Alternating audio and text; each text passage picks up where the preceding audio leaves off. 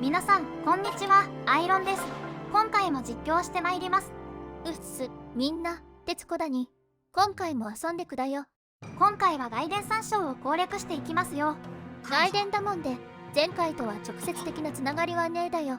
今回のストーリーとしては、黒村一行が屍兵に追われた民衆を発見するところから始まります。近くに村があるもんで、ゆえをこの人らは求めてるだけど、助けてくれんね。悪情な衆だや。この村は平和を好む方々が住むようです。そうならば、一層大変な時は助け合うのが一番のはずですが。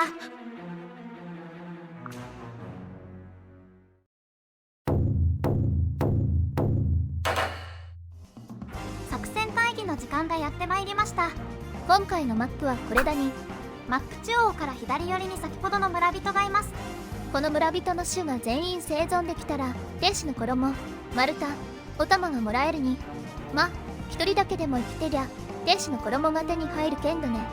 今回は外伝恒例のクリアするだけなら楽だが、こういうギミックを意識すると難しくなるマップになっております。今回の作戦といたしましては、最初のターンにルフレは左の敵を、ロンクーは右の敵を、クロムは橋で敵を待ち受けます。ティウモは前回同様、遊撃担当になるだね。これを乗り切ったら、次はルフレは南東へ、黒村は南西に行き村人たちを追うようにします。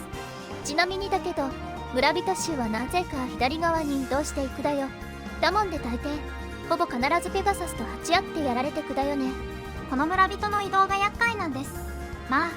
天使の衣もなくて困るものでもないので、可能な限り村人は保護するという姿勢でやっていきます。要するに、クリア優先ってことだに。そんなこんだもんで、敗北も今回はなかっただ。それでは、実際の攻略風景に移ります。まずは、ダブルを組みながら先ほど述べた作戦の配置につきます。画面でやってる範疇じゃ、ルフレとカラム、ティオモとベイクだね。前回同様だに。そいで、とりあえずはショートスピア持ちのアーマーを倒すだよ。それではダブルの続きです。残りはロンクーとソワレ、フレデリクとクロム、リズとリヒトと組みます。これも前回同様です。作戦通りに彼らを配置し、ティアモとリズを安全地帯に置いたらターン終了となります。今アーマーが早速、村人に攻撃してただ。これがほぼ確定みたいなもんで全員生存を難しくしてると思うだよ。で、めぼしいもんもないからターンまでカットすんね。2ターン目です。まずはクロムの下にいるペガサスナイトを倒しましょう。無事倒しただね。次は左上のまとまった敵をロンクーとティアモで倒していきます。すぐに行動に移したわけじゃないもんでちょっと待ってな。ところでさ、忍耐がちょっと前にあったよな。あそこで FE 関連のニュースがたくさんあって嬉しかっただよ。そうでしたね。エンゲージの DLC やちらっと GBA の FE 配信が示唆されたりしました。GBA の FE は投稿者は封印の剣を最後までやったことがないので期待してます。最後までってどういうことけ？まだ投稿者が幼き頃に友人から貸してもらったのですが、ルトガーが出てきたくらいのところで返してしまったそうです。それって全然序盤じゃんか。そりゃ早くやるべきだに。今村人が倒されましたね。しょんない。こんな世の中じゃ。世の中までは広げすぎですよ。レベルアップ。久々のアタッカー型のレベルアップです。クロムはこういう成長でいいんだよ。前回は魔法とかが上がるという変な成長でしたからね。レベルアップ。守備を含んだ3ピンがいいですね。早くもエースの頭角が出ているような感じがすったね。守備はクロムと同じ数字だしな。ちらほら前線も任せられるかもしれないですよ。さて、このターン、まずは敵のアーチャーをティアモで倒します。そしたら、クロムを回復させて、その後だいな。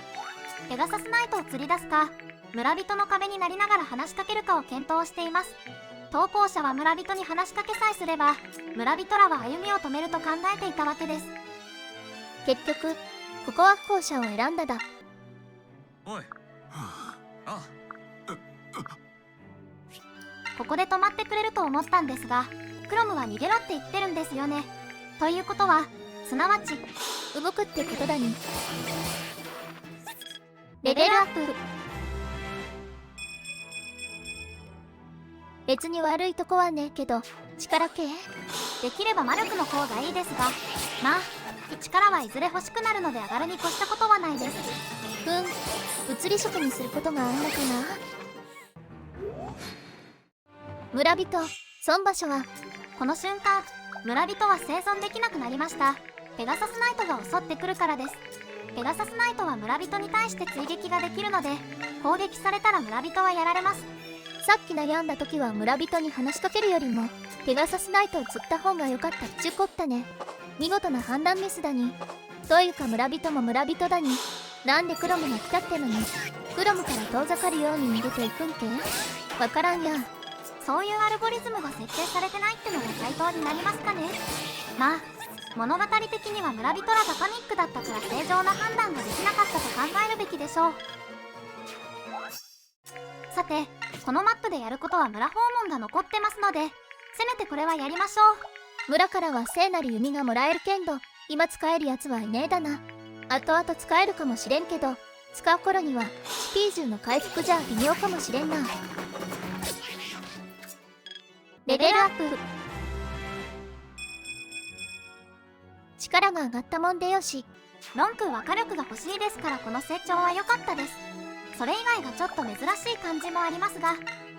さて忍耐の話に戻るだけど、わしさいつも FE のリメイク来てくれんかなって思ってるだいな。そうですね。特に青縁の奇跡はリメイク改色が欲しいと思ってます。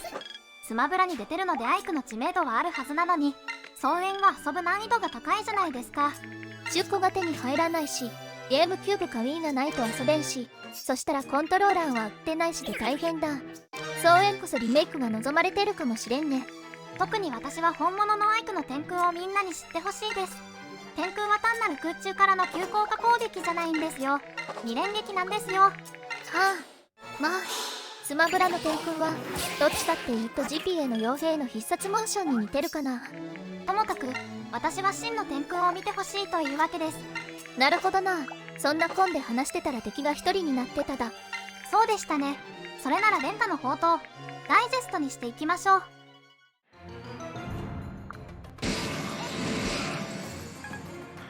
レベルアップ。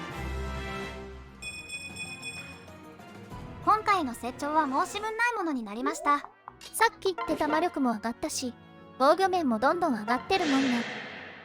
やっちまうぜ。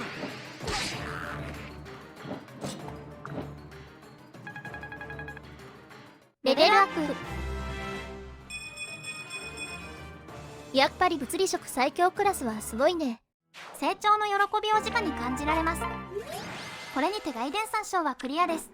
村人は誰一人として助けられなかったけんど、クロム様。ま、こういう時もあるだよ。後味が悪いですが、今回の攻略は以上になります。クレジットの後に支援会話もあるもんでよかったら見てってな。